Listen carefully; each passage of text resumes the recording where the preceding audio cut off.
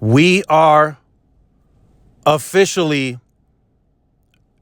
at the 2-year anniversary since the Sprint T-Mobile merger completed and got approved. It's been 2 years already.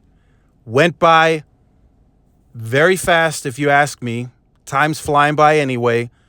But we are 2 years in on or since the approval of the Sprint T-Mobile merger. The good, the bad, the ugly. Let's talk about it.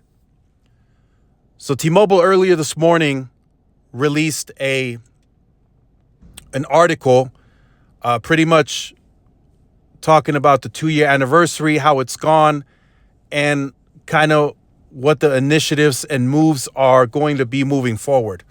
So the title of this article is A New Area of Uncarrier. So there was another article that was also released by CNET, and I will leave that in the description down below. And during that interview, Mike Sievert was asked, what about Uncarrier? There haven't been any moves lately. Is it gone? And Mike Sievert says, no, we have some more Uncarrier stuff planned for the future. Now, just from me, if I just don't want them to put out Uncarrier moves just to say, oh, hey, here's an Uncarrier moves. Because the last ones have been kind of lackluster, right? They haven't been game-changing. They haven't been like the ones from the earlier Uncarrier days, where they put that Uncarrier move in, and you were like, oh, man, wow, this is a game changer. This is something that I can actually use, and that may make me actually move from Verizon and AT&T. Right? When they put forth that you can upgrade twice a year after 6 months, that was a big deal. That was a big Uncarrier move, because at the time Verizon and AT&T weren't doing that. And then what did Verizon and AT&T have to do? They had to adjust, and they had to also offer yearly upgrades. That's what I consider industry game changing. Now these Uncarrier moves, the recent ones, they've been lackluster. So if they are going to do more Uncarrier moves, I hope that they wait. I hope that those Uncarrier moves are more thought out and are more game-changing. So that's what was discussed mainly in the article. Now, in terms of the good, the bad, the ugly, so since the merger got approved, and we're still in the migration process and integration process, more heavily now than when it first started, because the investment is ramping up. They've accelerated the investment for this year. So there's going to be more network deployed this year. So that's been the good part of it. They've been able to build a very robust and the most competitive network that T-Mobile has ever had in its history. It's still behind on overall network size and coverage. That's a fact. Crowdsourced backs that up every day of the week. They are still behind on raw native network coverage. Now they're filling some of that in with roaming, so that helps. But raw native coverage, they are still the smallest competitor of the bunch. So that's something, that's still going to be in the bad category. They still have to work on that. They still have to build more sites. And I know they're building another 10,000 sites, but to see those sites to come to fruition, that's going to take some time. I don't think that happens in the short or the midterm. So in the short and midterm, we'll get better coverage, right? You're going to go to areas, you're going to be like, hey, T-Mobile didn't have coverage here, now they do. That's going to happen. And we're seeing that in their rural growth. But to fully expand and extend the footprint to what Verizon and AT&T have today, that's going to take time. And that will likely also need a footprint beyond 10,000 sites, right? They never once disclosed that the 10,000 sites were going to get them on par with raw square footage, well, not square footage, square miles of the United States against their competitor. They never claimed that. So I think they will need additional sites outside of the 10,000 new sites that they're building. And I truly believe that. I'm confident in that statement. They will need more sites outside of the additional 10,000 that they're adding onto the network. Now, you may ask, well, T-Mobile's going to have 85,000 sites at the end of this, which is about 10,000 more than the competitors. That's because T-Mobile was a focused regional carrier predominantly. They built out heavy densification in the top 100 markets, New York, Chicago, LA. They had no low band. They had to build on mid band. So most of their macro footprint is inside of the top 100 markets.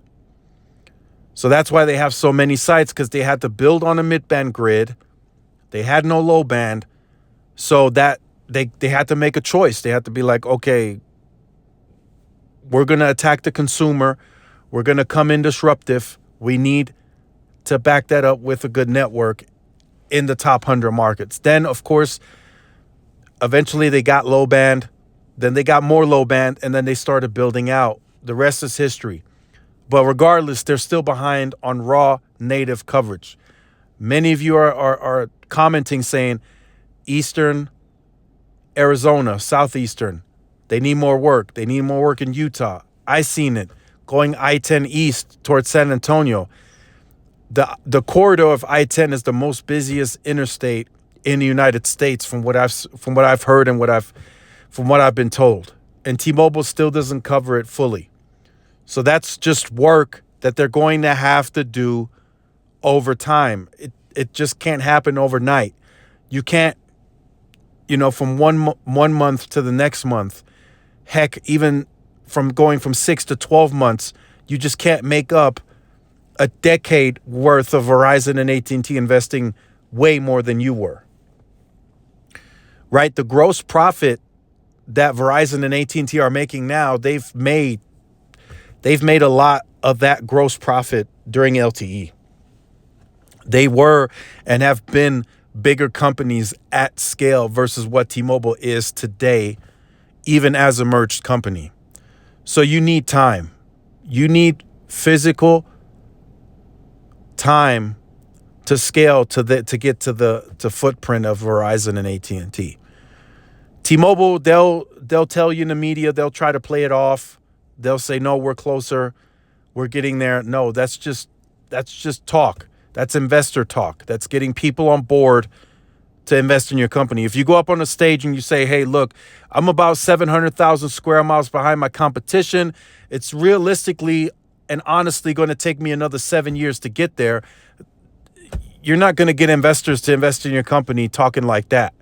You have to be confident. You have to be exciting. You have to build hype around it. And of course, you have to say it's going to happen a lot faster than it actually is to get people hyped and invested in the company. But like I said, realistically here, I always keep it honest. It's going to take them a lot longer. I got T-Mobile engineers telling me Verizon is the monster of the wireless industry. They invest more. And if they feel threatened that we're catching up and getting closer, they're just going to spend more. And they're already spending more now. So just take all that into consideration if you're, looking at T-Mobile as an overall and where they're going to be in the future. They're going to compete a whole lot better. They're going to be a much more threat in a competitive company than they were as a standalone. But to get to that type of level, they're going to need a lot more time. They're going to need bigger investments. And they're going to have to make bigger Un-carrier moves. Like, this is pretty much going to be like it was at the beginning of when LTE started. That's why I think they labeled it a new era of the Un-carrier. So that's part of the good and the bad category, right? The good is they've built a competitive network unlike ever seen from them because of the spectrum they got from Sprint. The bad part of that is they're still behind on overall network size. So, like I've said in previous videos years ago, if you don't have T-Mobile coverage right now in your area, it could be a while before you get native coverage there. It could be another year or 2 or 3 before you get any type of native coverage from T-Mobile. Because right now they're focused on the integration, the migration of the Sprint base, and also still trying to take care of the Magenta base by expanding out. They're still expanding the footprint, but now also the retail distribution has to expand too with the network. So they're still prioritizing that to catch up to their footprint as it stands today. So part of the ugly on the merger was, right, some of the shuffling of management, T-Mobile not being 100% truthful, and then them saying at the trials and some of the pre-merger statements that they would be job positive day one. We all knew that wasn't going to happen. In this article, it states 70 to 80% of mergers fail. So T-Mobile got over that hump, which I didn't think they would fail. This was a win-win. More spectrum, more towers, more customers. It was destined to win. There was just no way that this could fail. But some of the ugly, like I've said it in previous videos, I know you guys are going to agree with this too. There was no way that this merger was going to be job positive day one. It just couldn't happen. There were too many redundant positions. You don't need 2 CEOs. You don't need 2 CTOs. You don't need 2 CMOs. You don't need 2 CFOs, right? And the list goes on and on and on. Same on the sales team level. You don't need 2 store managers. You don't need 3, 4 assistant managers, You just don't. It's just too many. You don't need all the redundant stores. Although T-Mobile kept a lot of them, they really didn't need, 2 T-Mobile stores within 10 steps of walking, right? So eventually that's going to get trimmed down. So more of those people are going to be laid off. But that was evident. That was just so evident from day one. I don't know why the FCC and everyone else, I'm sure they knew. They had to have known. This is just common sense. This is like super duper duper common sense that this was not going to be job positive day one. Maybe now, as the company is still growing, right? They have upside home internet, rural, government, business. They're going to need more call centers. They're going to need more reps. But in the future, that may be the case. But day one, that was never going to be job positive. No way. There's no way that this was going to be job positive from day one. So that's kind of the good, the bad, and the ugly on how that turned out. The network's getting better. Coverage is still lacking. And this merger was never going to be job positive from day one. Now, what's my future outlook on T-Mobile, right? 2 years in, officially as of today, 2-year anniversary, a new era of the Un-carrier.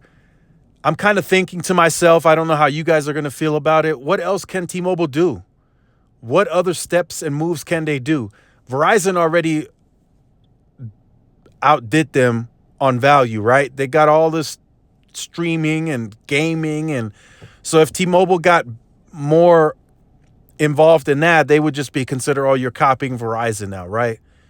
So that's kind of played out. So I'm just wondering, what else can T-Mobile do at this point that they haven't done already that would be considered like, oh, snap, this is going to be groundbreaking. Like, oh, this is going to make Verizon and AT&T react, right? They include taxes and fees. They have the upgrades. They got unlimited. They got Magenta Max.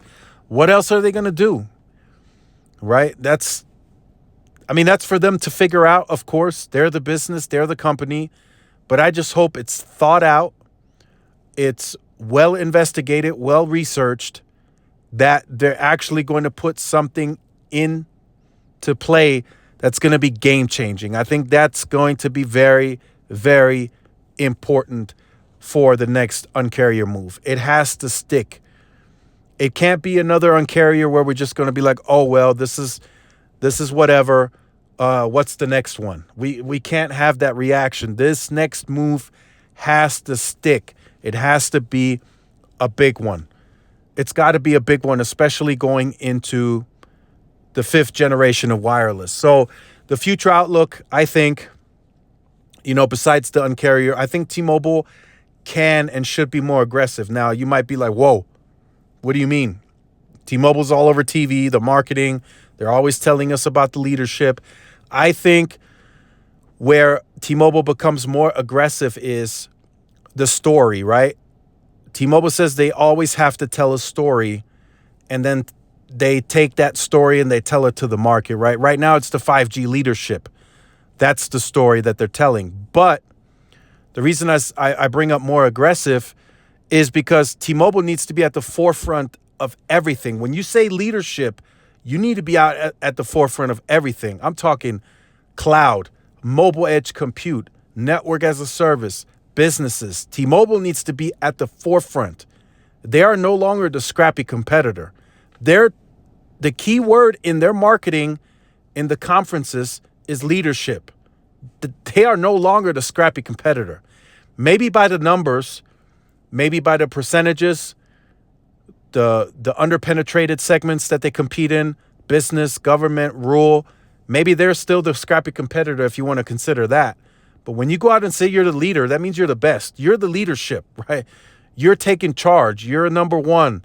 You're the number one leader of the race. So that's where I think the aggressiveness has to come in. And some of that, I think Verizon's kind of taken the leadership on. I think they've taken the leadership on the cloud. They've taken the leadership on the intelligent edge network. They've taken the leadership on the deployment of fiber. They've taken the leadership on mobile edge compute. That's something that is also going to be a very critical part of 5G, and Verizon has taken that to another level. T-Mobile has been quiet on that. T-Mobile says they're operating in-house. They don't really trust in the cloud. That's some of the statements that they recently made through that Neville Ray made recently. So from that standpoint, I think they can tell a more aggressive story if they were a bit more aggressive on really trying to be the leadership, the leader in 5G. And all of that is going to play a role in the future. Trust me, it will. It will play a big role in who's going to be the 5G leader. Open RAN, all of that. T-Mobile has to be at the forefront of everything that talks about 5G. If you are a vehicle manufacturer putting 5G in your car, T-Mobile should be all over that. They are the leader.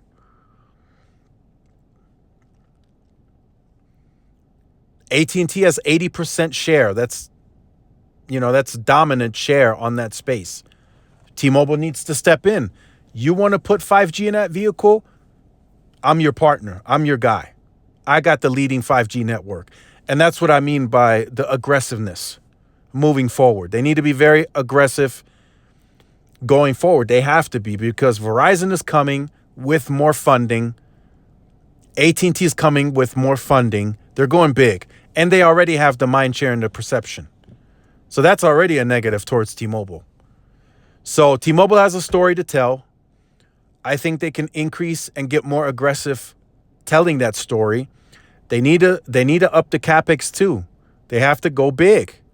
You can't come from a standpoint of behind and then come in and spend less than your competition and claim you're the leader. It's not going to work. That's not going to work anywhere. If you're in a race and the leader is ahead of you by 2 laps, and you come in and you say you want to win, but you're not going as fast as the guy in the lead, you're going to lose. You're not going to catch up.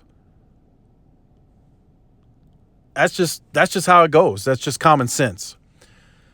So right now, T-Mobile, for some of you that stuck around towards the end of the video, I know some of you don't, some of you do. So I kind of want to throw in some tidbits and a bit of internal stuff, which I shouldn't be, but I'll do it anyway. So T-Mobile right now is dealing with some issues, right?